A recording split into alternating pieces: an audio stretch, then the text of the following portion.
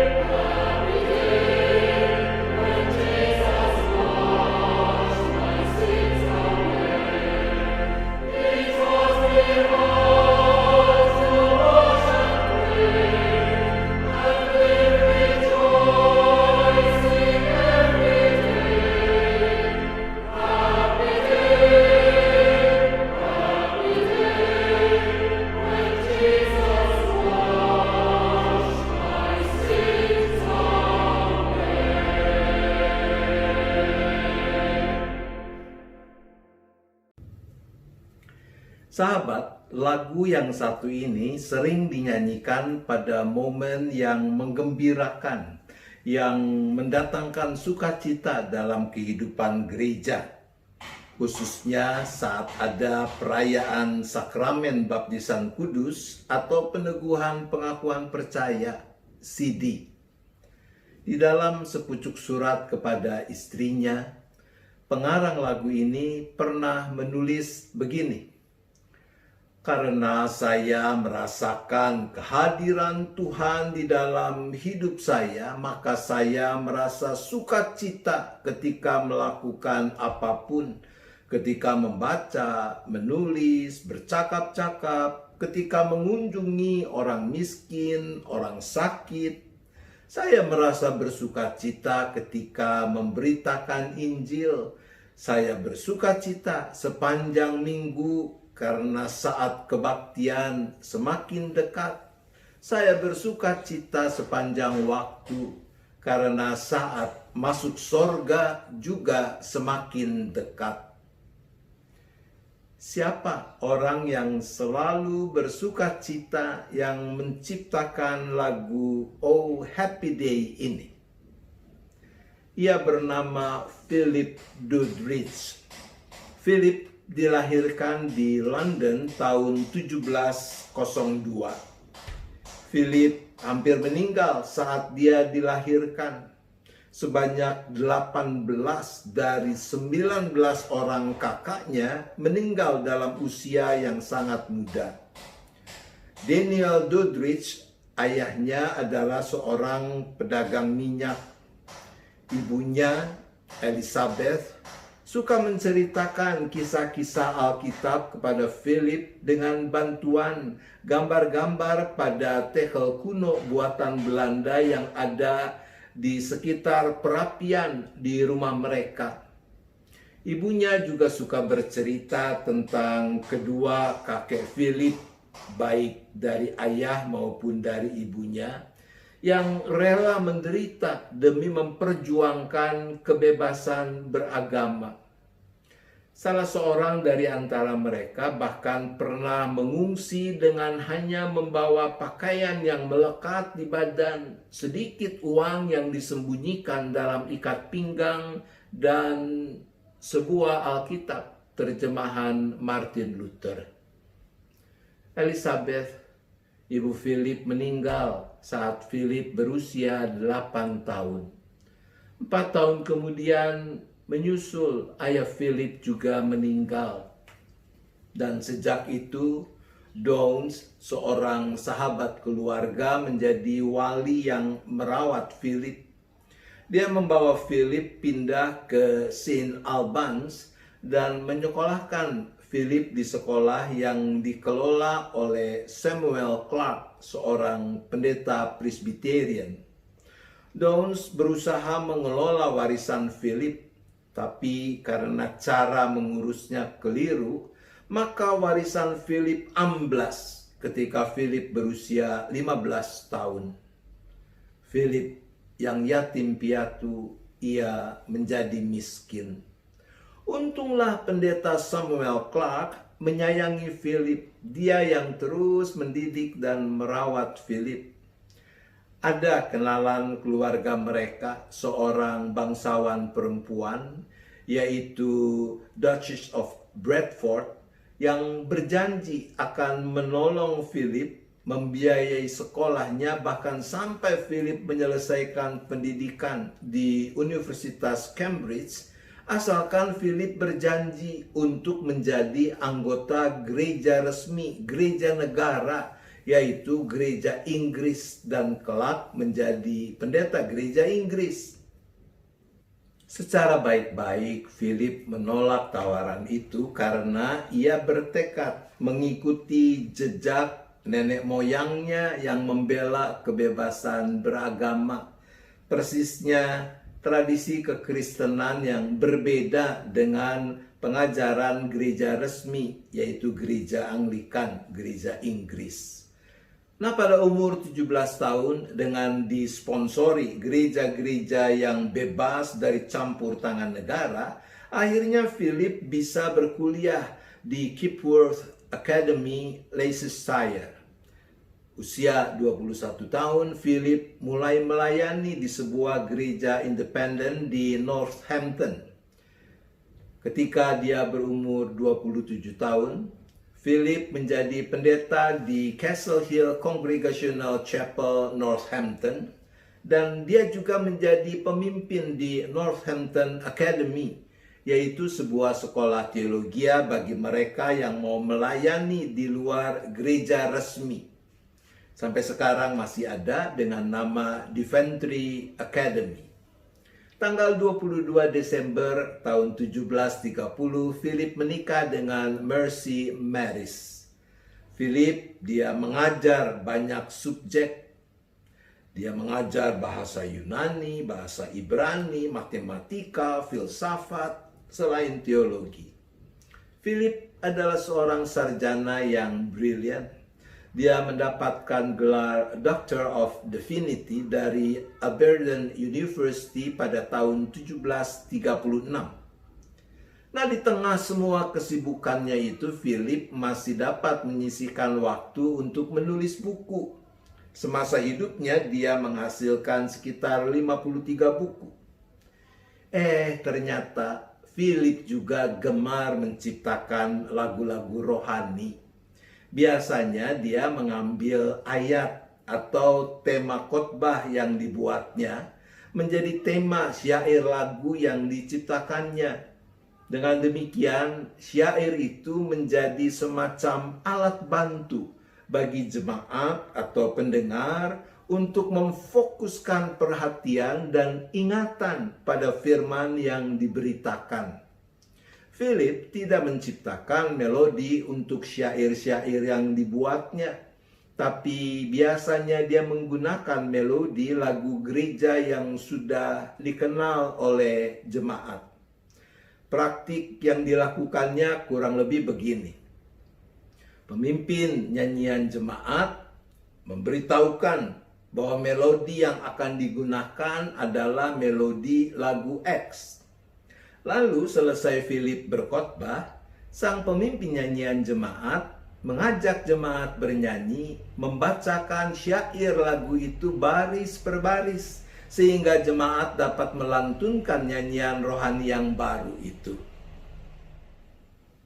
Philip, dia tidak membuat salinan dari syair-syair lagu yang ia ciptakan. Dia tidak merevisinya, bahkan juga tidak mengumpulkannya secara sengaja.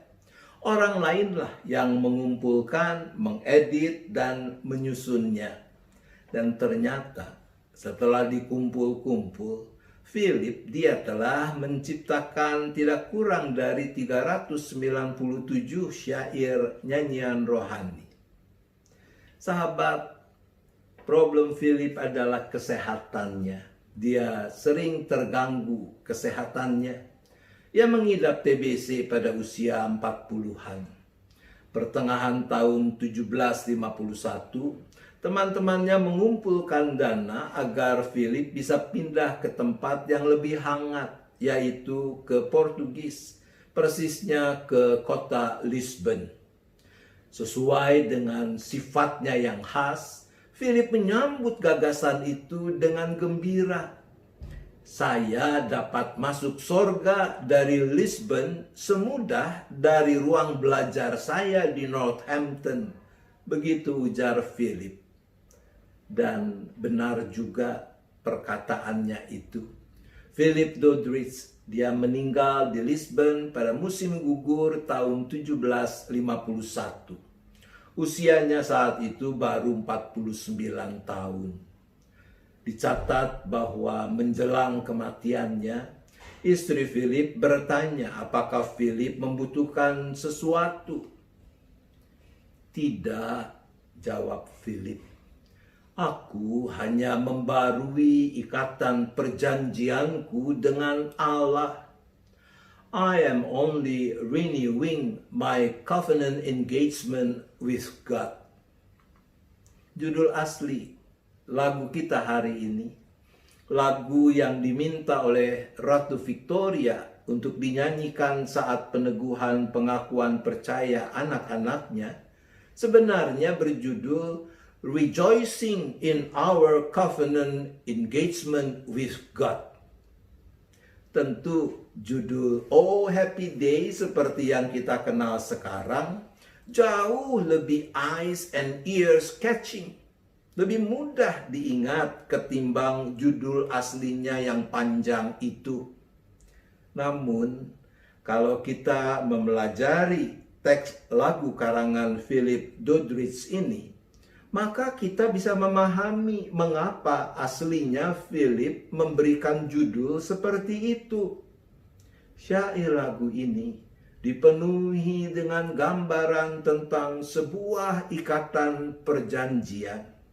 Sebuah gagasan yang sangat penting bagi tradisi gereja non-konformis, yaitu gereja yang berani punya warna berbeda dengan gereja resmi saat itu.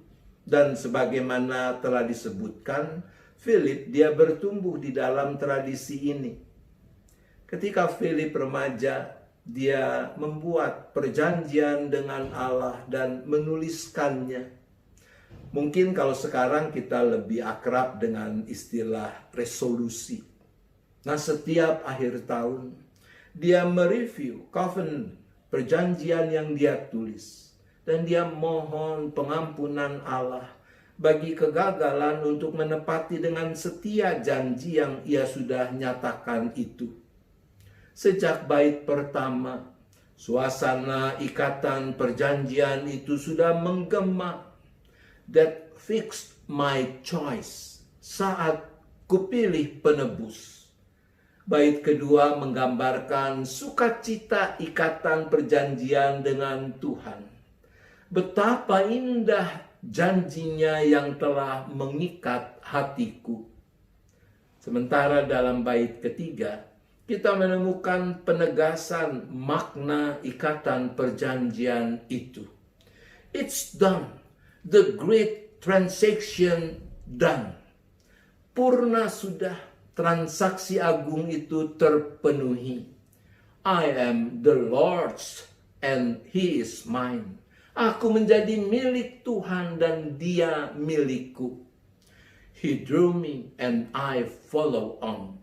Dia menarikku dan aku mengikutinya. Bait keempat mengungkapkan apa yang terjadi manakala kita memegang teguh ikatan perjanjian dengan Tuhan. Sentosalah hai hatiku, percayalah Tuhan pelindungmu. Jangan tinggalkan Tuhanmu, karena Dialah sumber segala kurnia. Dan di dalam bait terakhir, bait kelima, Philip mengungkapkan apa yang ia sendiri praktikan dengan tekun dan serius. Setiap janji hatiku kembali kubarui. Di dalam teks aslinya digunakan kata daily, setiap hari, sampai saat ajalku. Refrain lagu ini adalah tambahan di kemudian hari. Umumnya diakui bahwa refrain lagu ini karya Edward Rimbaud yang hidup dalam kurun waktu 1816 sampai dengan 1876. Edward adalah seorang pemain orgel, komponis, pengarang lagu, redaktur musik, dan juga penulis yang terkenal pada zamannya. Anehnya, semua musik karya Edward Rimbaud hampir terlupakan, kecuali sebuah melodi sederhana yang bernada riang. Aslinya, ciptaan Edward Rimbaud itu melantunkan kata Happy Land, Happy Land. Nah, di Amerika ada seorang redaktur kumpulan lagu-lagu rohani mengubah kata-kata itu menjadi Happy Day, Happy Day, dan menjodohkannya dengan lagu karangan Philip Doddridge, maka jadilah lagu Oh Happy Day. Betapa indah harinya yang kita temui dalam Kidung Jemaat nomor 395.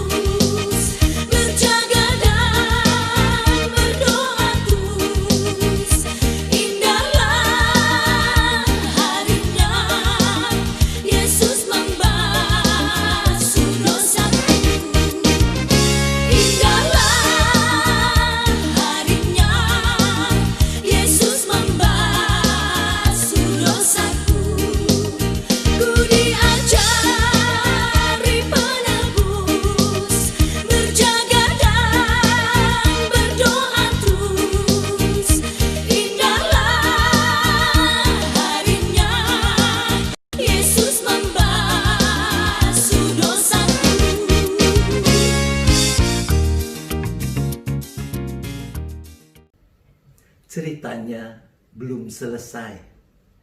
Tahun 1968, seorang musisi gospel, pianis, komposer, pemimpin paduan suara di Amerika bernama Edwin Hawkins, dia mengubah bagian refrain lagu Oh Happy Day.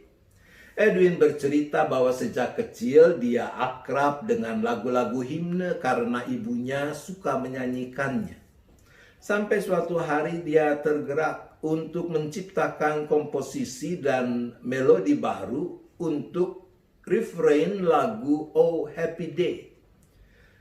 Refrain yang berisikan testimoni tentang sumber sukacita yang membuat sebuah hari bisa menjadi happy day, yaitu karena Yesus membasuh dosa kita.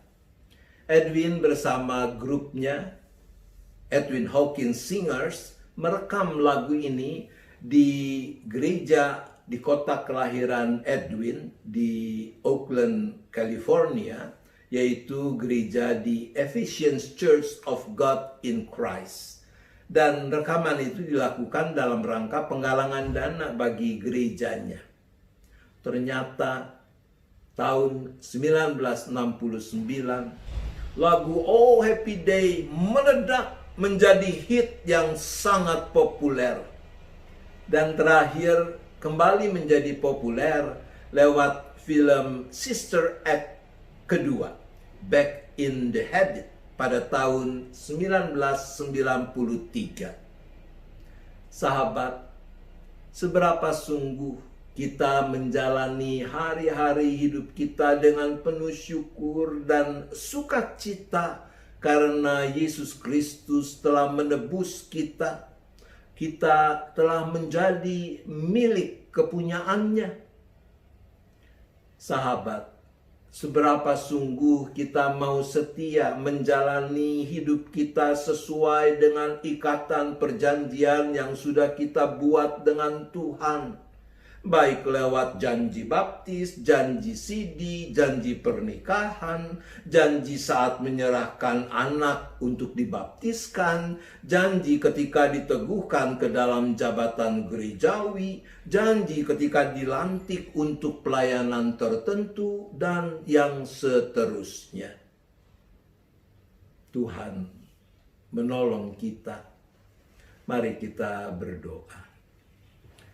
Bapa, terima kasih karena kami telah dimampukan untuk menetapkan pilihan yang benar, yaitu menerima, menjadikan Yesus Kristus sebagai Tuhan dan Juru Selamat kami. Bapa, tolong kami supaya kami tidak undur dari tanggung jawab ikatan perjanjian kasih karunia yang telah kami buat, yang adalah anugerah Tuhan itu, bahwa kami mau dengan setia menjalani hari-hari kehidupan kami sebagaimana layaknya orang yang telah ditebus dan menjadi milik kepunyaan-Mu di dalam Kristus. Agar dengan demikian, bukan cuma satu hari tertentu, tapi setiap hari yang kami jalani sungguh boleh menjadi hari yang penuh dengan sukacita. Hari-hari hidup kami menjadi happy days. Terima kasih Bapa, kami berdoa di dalam nama Yesus. Amin. Mari kita nikmati sambil menghayati ulang makna lagu Oh Happy Day. Betapa indah harinya. La la la la la la la la la la la la la la la la la